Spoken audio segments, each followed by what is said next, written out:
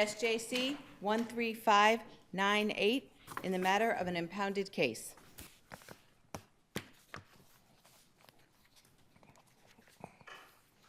May I please Okay. report? Good morning, Please Your Honors. continue. Good morning. Teddy McNaught for the appellant. Justices, I'm asking this court to reverse the conviction in this case because the trial judge impermissibly allowed the Commonwealth to introduce testimony that went beyond the scope of what is allowed of a lay witness. I'd like to start by reviewing, if I may, the testimony and how it came in. It's important to point out that at the top, defense counsel alerted the trial judge that there was a concern about the scope of the testimony that would be coming in through Detective McLaughlin. There's a short discussion where the Commonwealth represented to the trial judge that essentially Detective McLaughlin's testimony would be limited, and the trial judge said his understanding was it would fall in line with the other officers who testified. And with that, the Commonwealth... Can you just, because I think most of us are familiar with the record and the preserved nature of the error that you're suggesting occurred. What part of McLaughlin's testimony is the part that you're saying went into expert testemony?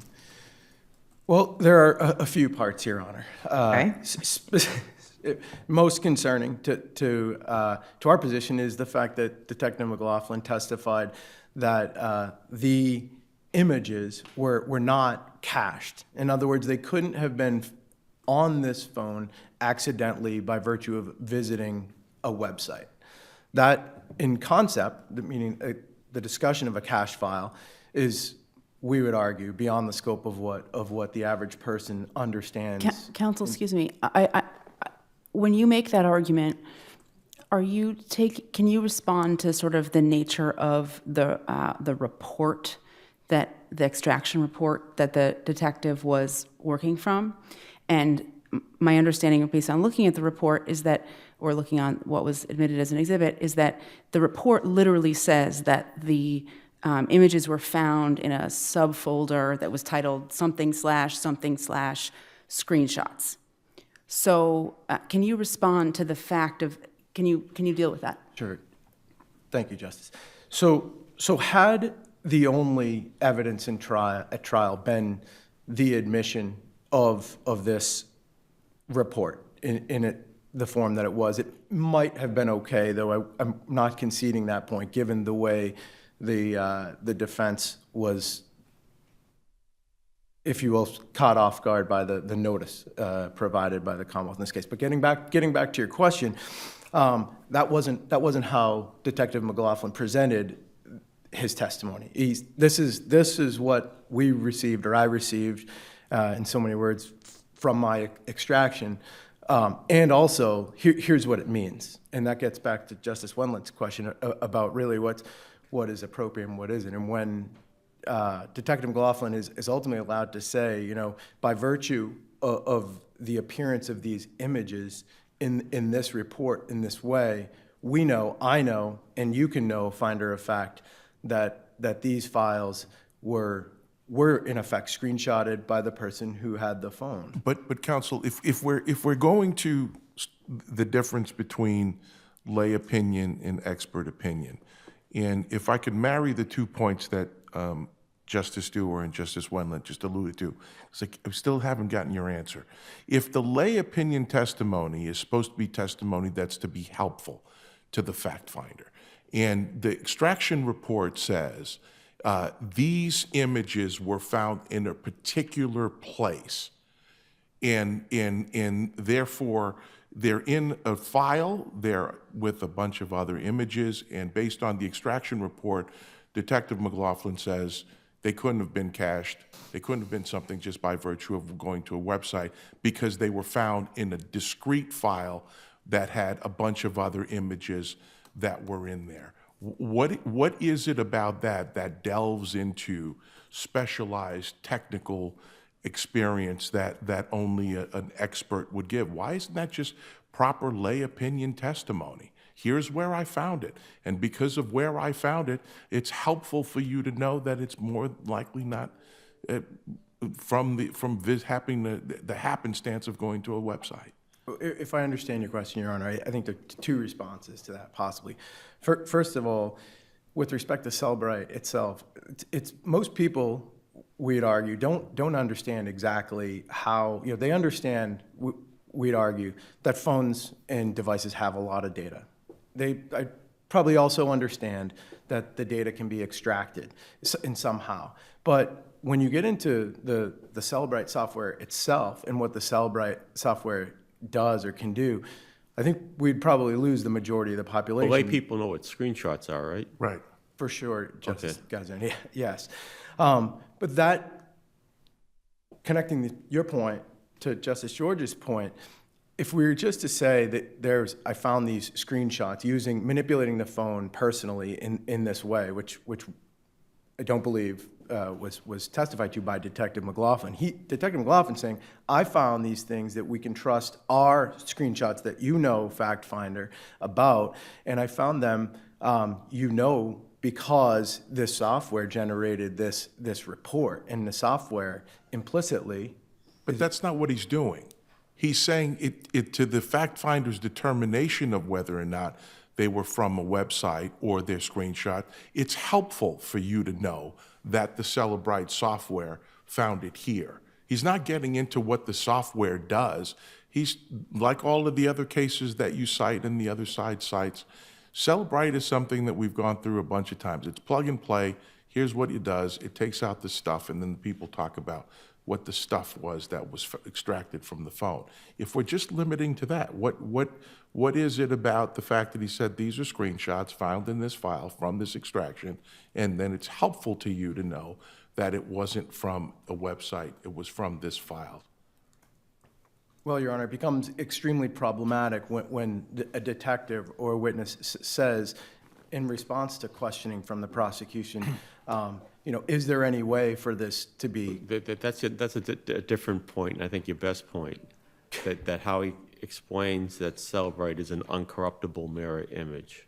Right, and that's when you marry that to Justice George's point about the inherent problem with the testimony as it was presented as a whole, because parts of it would have to agree under the federal rules, at least right now, seem to be permissible, and probably our rules of evidence here as well condone some form. Well, could we ask, give you a little more time to answer Justice Wetland's initial question, which is, if you're assuming that it's okay, as you just said, that some of this can come in if it were just, I plugged it in, this is what came out. Can you answer her question, which I realize I interrupted you in the middle of answering, about what precisely, going through the transcript basis, what are the exact things that you think came in wrongly?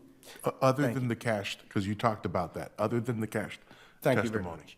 I apologize, Judge, for losing the point. So to that question, we would argue that metadata is the general public may have some sense of what metadata can do, but not specifically. And there was obviously references to metadata. It would also So you're saying that a non-expert witness can't refer to the existence of metadata in testimony? that would not be the best approach in our. In the existence of metadata or what metadata is? Well, if we're talking about matters of degree, but in this case, there was what is metadata and how does it function, and that sort of renders, and I hope this gets back to the question, renders Detective McLaughlin an expert versus just someone who's explaining their perceptions. And just from a factual perspective, because I'm not as familiar with the transcript as you, I'm sure, are, did he testify that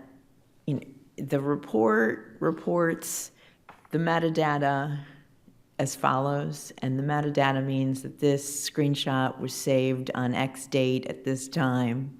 That is effectively, that is a fair characterization of the testimony, at least part of the testimony. Yeah, and then the other part, just to put a fine point on it, is that he testifies that Celebrite does not manipulate or change the data on the phone.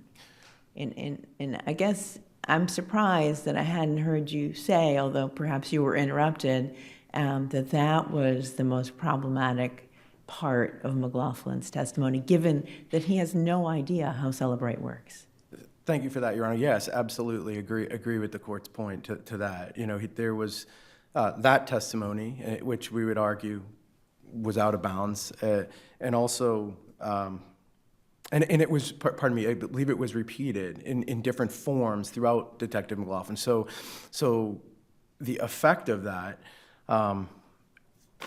is in a case where perhaps the evidence there was strong for the Commonwealth in respects that were addressed in the appellee's brief, but not insurmountable, not in a way that were we to reduce the evidence to what maybe I think the trial judge probably had in mind when he initially made the finding for the record that if this is a plug-and-play situation following the lead of the circuit courts, that probably was a fair ruling on the law. The issue became that the Commonwealth didn't confine Detective McLaughlin's testimony to the boundaries that the trial court set, and the trial court in this didn't enforce that as it pertained to the issue that we're discussing. Assuming, are you done answering Justice Swinton's question as far as the categories that were problematic? I'm sorry. Are you done answering her question as far as the categories that were problematic? I believe so. Okay. Assuming we agree with you that at least with respect to the how Celebrate works was impermissible expert testimony, how is this in any way prejudicial error given all the evidence against your client? Thank you, Judge. So, Your Honor, with respect to the prejudice, there are 2 points that the Commonwealth made I want to respond to specifically. Yes, we have these statements that are powerful for the state. Additionally, we have the observations of the officers. The two officers who saw the photos. Yes, Your Honor. So with respect to the statements, it has to be pointed out that, to begin with, my client said to both the civilian and the investigating officers at the grocery store, "Here, have my phone. Take a look through it." Not the kind of conduct that we might say is consistent with a person who's aware that the phone has the types of images that are later found there. Further, to my client's statements, no one ever confronts him with a specific image to say, I think this is crucial, do you know that this is on your phone, this specific thing? And that ties to the second. I don't know about that because perhaps your client misinterpreted how far they would look, in as much as perhaps he only thought they were just going to look to see whether any pictures of this woman's children were on the phone, and that was it. And as long as they were satisfied, they'd give me my phone back. But later on, when he's upstairs, he talks about CP. He talks about, so the idea that he wouldn't have any heads up, he offers that he gives some reason why to justify that, but how would that affect the prejudice analysis where he makes these really powerful admissions that in fact there's child porn on this? Well, when we get to the specifics of what he says upstairs, it's important that the sequence of events, he now knows that the officer has found something of concern. Mm-hmm. And again, inferentially, let's put that together. But crucially, when he is upstairs being interviewed, there's the discussion of the specific CP centers around this single image involving what he described, he was aware of as a young male, who in the nude. Categorically speaking, that may qualify. He said it was concerning enough to him to screenshot that specific image. Okay, but we don't know whether it actually does, because how young is young? Okay, what about it is concerning? What about the posture? As to the other images that appeared and that the officers testified to, those for sure would have to qualify. But the image that he admitted to specifically is only described in the most generic terms, leaving open the possibility that he was only aware of this one concerning image of a male. And that's, to get back to Justice Gaziano's question, where the prejudice falls in this case, and why there is no way to say that this was harmless. Sorry, can I just circle back to the metadata point? So I just refreshed my own recollection, and I just want to make something clear. Almost all of the testimony about metadata consisted of the prosecution going through the extraction report, which has thumbnails of the images, and then next to the image it says the file path where it was found, and like a little bit of other information like the date, and I forget all of the items. So every single question from the Commonwealth says, okay, here we have this image, and what does the metadata say about this?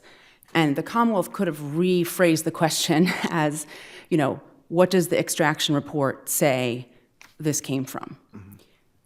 Do you think that would have been an impermissible question? If I understand you, Justice, yes, and partly because of the way it started. It's not our strongest position, because I recognize that it's sort of at odds, if I understand the court correctly, with the way the circuit courts are going. But again, I kind of go back to how this started with respect to this is all the testimony will be. It'll be a plug and play. And I think if you go to that, focus on that point, it's really more of an explanation. It's like, this is what you can understand about what was on the phone by virtue of what I see here. It would be so much less valuable if we were just to allow, if it was just the report itself admitted through the detective as the person who generated it himself. So to follow up on Justice Stewart's question, so if I think it was Exhibit 9 or 10, were admitted, and it showed the thumbnails with the file data, basically the extraction report, and the officer were asked, is this the report that you generated using Cellbrite? Yes. True and accurate copy? Yes. What does it say about the first thumbnail or the first photograph? It says it shows it was stored in the screenshots folder on such and such a date. And it's this size of a file. In your view, that would be permissible? Yes, but not how it came through. It wasn't how it was asked precisely in those ways, but the substance of that testimony would have come in, and it is essentially the substance of the officer's testimony, even though the questions were phrased differently here. Yes, Your Honor. Okay, thanks. Okay. Out of time. Thank you very much. Thank you. Attorney Langsam.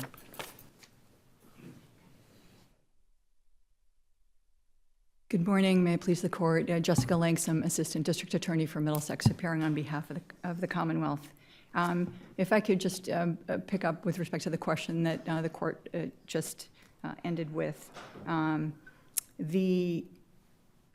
The Detective Sergeant McLaughlin's testimony essentially adhered to the report. Now, there was, with respect to your question, Justice Wendlandt, there was some testimony that went outside of that, and that was arguably opinion about the claim about reliability. That was when he says it doesn't alter the data, there's no risk that other data can transfer onto the phone when it's in airplane mode, and that the photographs that were extracted were not altered. That was at, let's see, transcript 163, 176, 178. But most of his testimony really was what the extraction report was, even if the questions could have been phrased a little bit differently. How does he qualify to say what the report was?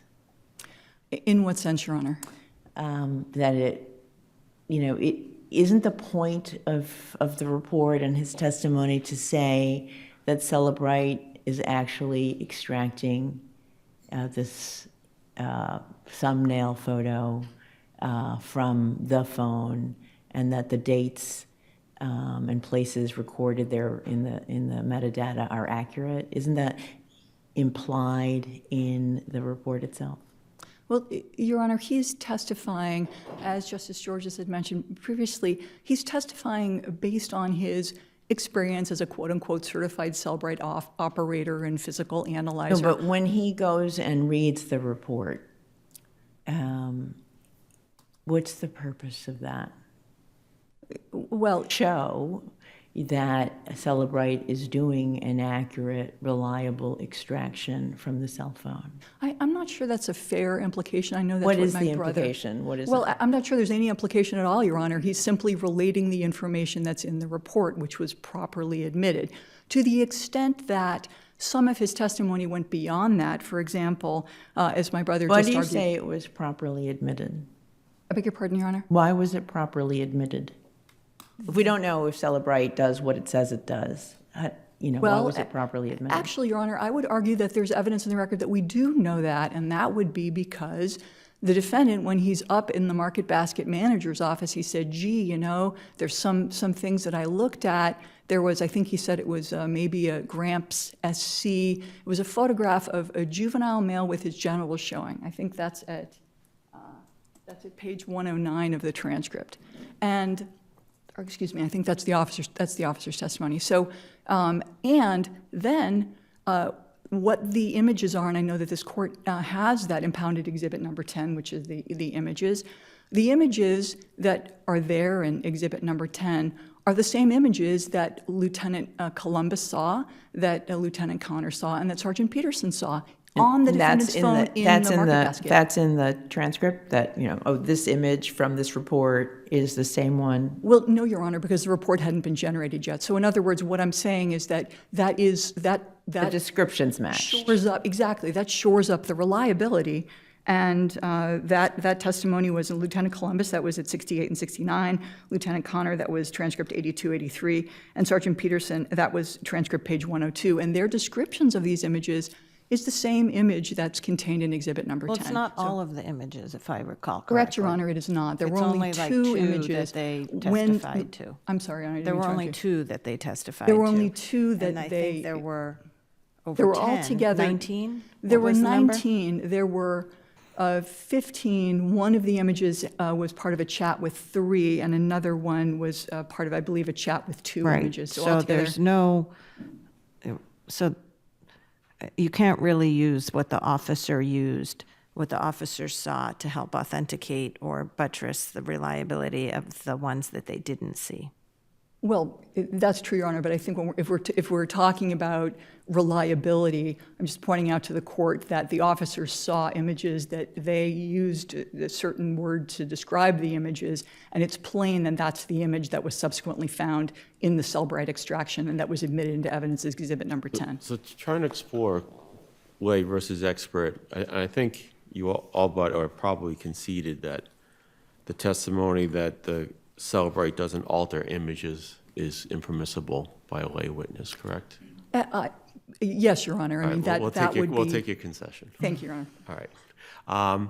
Is this similar to testimony of a breathalyzer operator who testifies that, not asked how the machine works, but a police officer says the person blew into the machine, I looked at it, and here's the report, it's a 1.8. Well, yes, Your Honor, arguably it is, except Cellbrite doesn't even do a test as a breathalyzer does. Cellbrite simply takes data that's in the phone and moves it to a piece of paper and organizes it so it can be read by a layperson. But in fairness, the defendant basically, if you have a witness like this, who's not an expert, the defendant could cross-examine the person and probably say, you have no idea whether or not this is corruptible, et cetera. Well, in fact, the prosecutor asked him those questions, Your Honor, and said, do you know how it transfers cookies? No, I don't. And that's something that Justice Bailey plainly recognized in ruling that the officer could testify, that the officer plugs in the phone, can read what it spits out, is not a cell phone expert, and doesn't understand the technology or how it works. Can I ask? Sorry, you done just? I am done. So I was focused on the best cases because the feds have issued a couple of pretty extensive discussions of this technology. I'm wondering which are those cases we should use as a model, which ones? Because I'm sorry, are the federal cases? yeah, there are at least two that I read that are very detailed. unfortunately, I just got the excerpts. I don't have the name of the cases in front of me, but Well, Your there's Honor- a First Circuit case, and then there's another one. There was the Fifth Circuit case of U.S. versus Williams, which is 83 F. 4th at page Did 997. we adopt their, I mean, it sounds like this is a case in which there's a lot of evidence. There may be some mistakes here, but the legal standard is going to be the most important thing we develop here. I'm just wondering which one of those cases you think we should turn to for guidance, and if so, should we modify it in any way? And can I just add a further addition onto that? Can you address the concept of the quote-unquote tech-savvy layperson that I believe the Fifth Circuit inserted as a concept? Yes, Your Honor. So I think that the tech-savvy layperson comes from U.S. versus, I believe it comes from U.S. versus Williams, and that was the Fifth Circuit case. And I would suggest to the court in response to your question, Justice Kafker, that that's the same issue that happens here, that the defendant in that case claimed that Cellbrite was complex, therefore that operation of Cellbrite requires specialized knowledge, and that introduction of a Cellbrite report demands qualification as an expert. And then the court says, quote, but this ignores the basic realities of life. So as the bench elicited earlier during my brother's argument, there are many concepts. We sign up for apps on our phones. Yes. I think we have a feel for where this went beyond and where it's within, but Yes, Your Honor. Do we adopt this tech savvy, standard, or do we, what do you think? Help us on which case sets the proper standard, because we're going to need to provide better guidance out there on how to use this technology.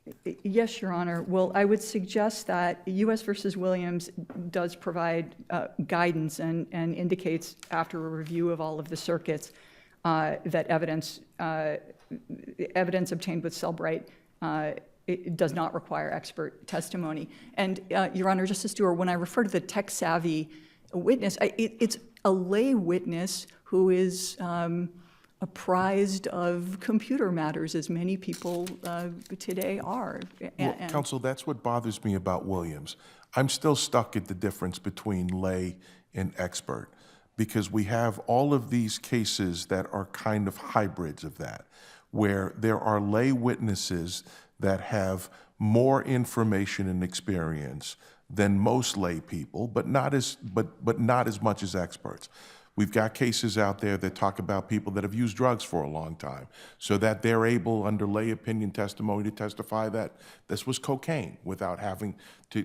But the Williams case doesn't help this case or me in that.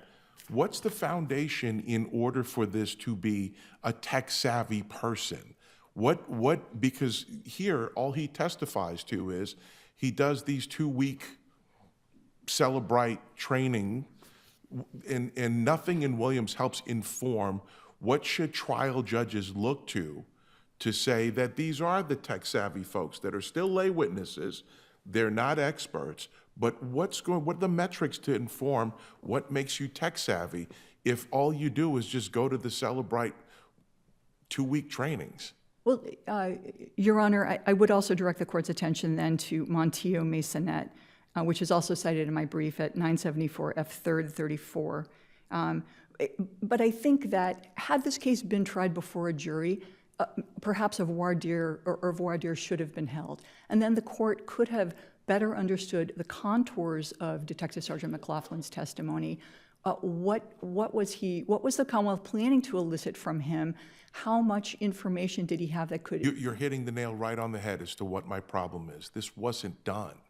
So how can we really assess whether this was proper lay opinion testimony when we didn't know what is it that you would base his tech savviness on?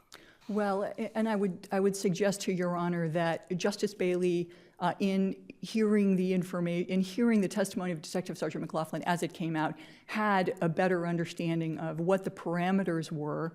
Defense counsel continued to object to admission of certain exhibits, not all of them, based on the fact that there was quote-unquote metadata, and that this metadata, which was part of the extraction report, should have been coming in through an expert witness. But unlike in the federal cases where, in Worley, for example, that's the WEHRLE 985 F3rd 549, that's the 2021 case, I believe that's the First Circuit case, Your Honor, that's also cited in my brief.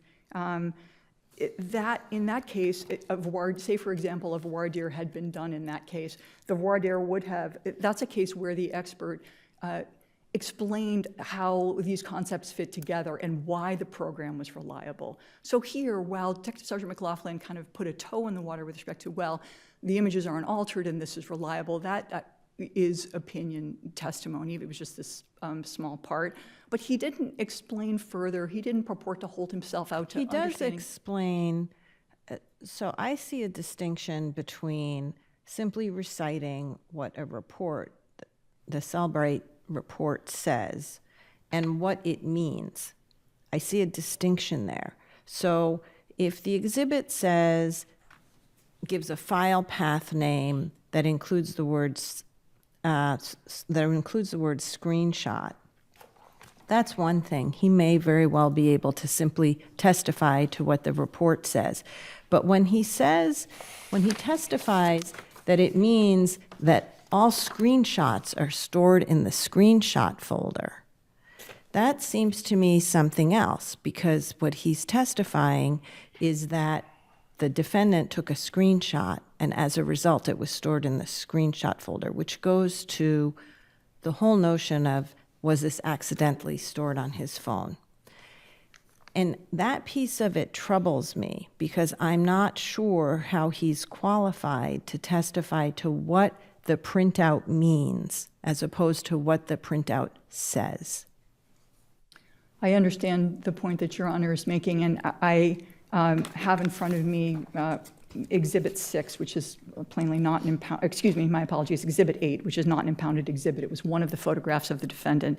And when Detective Sergeant McLaughlin was testifying, he explained the file path. So for example, the file path for this exhibit, it says file path, phone / WhatsApp / media / WhatsApp images. So any person who has some level of tech savvy would understand that this image is stored there on the phone within WhatsApp in this media in WhatsApp images. So to the extent that Detective Sergeant McLaughlin was explaining that, it could be that it's unclear what Justice Bailey's level of understanding of what the metadata or what the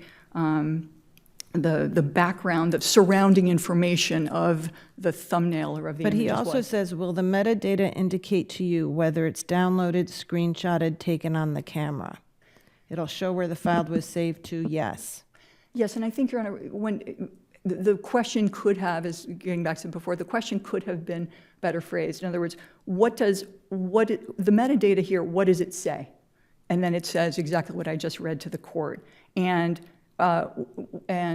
when something is in WhatsApp images, where is that found on? Where would that be found on the phone? That would be found in the WhatsApp application on the phone. So it's not so much what does it mean, it's where is it located? And I think had the prosecutor used slightly different language. Well, it's what does this file path mean?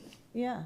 Well, I'm not so That's sure. exactly what it is. It's what does this file path on this report now mean in terms of what's on the defendant's phone? Well, it's sort of like looking at a map. So what does it mean? The directions say go left. I mean, that's all. It doesn't mean anything. It just is what it is. Just as the data is what it is. Just as when Lieutenant Columbus the defendant was urging her, here, look at my phone. Sure, you can look everywhere. And that's when she opens the screenshot folders and these two images jump out that are plainly CSAM. And on page 175 of the transcript, the question is, and are you able to tell whether it was downloaded from another source or taken on that device? Answer. So if something is downloaded, generally it saves to a downloaded file. If it is a picture that's taken, it's saved in a camera roll. If it's a screenshot, it's saved in a screenshot file. And will the metadata indicate to you whether it's downloaded, screenshot, taken on the camera? It'll show where the file was saved to, yes. How is that not testimony? beyond simply, I used Celebrate, this is what it did, it gave me this report, it shows this. How is this not veering into expert testimony? Well, and that's a key point that Your Honor just made, sort of leading into, because it's a person who is well-versed in this individual was a quote-unquote certified operator, who's trained on using this. He understands what these things mean. In fact, he testified that he had used Celebrate 46 times. So he's done this before, and it's and the So point it's sounding like he's an expert. well, and Your Honor, we know that just because the police call him the expert or he's a certified operator, And he's done it a doesn't- lot, 46 times, and he knows what this stuff means. Right, as Your Honor, as I knew what it means, as anyone, as and in fact, if I could direct Your Honors to, in looking at these quote unquote expert terms that my brother has raised, these terms are actually defined in the case law.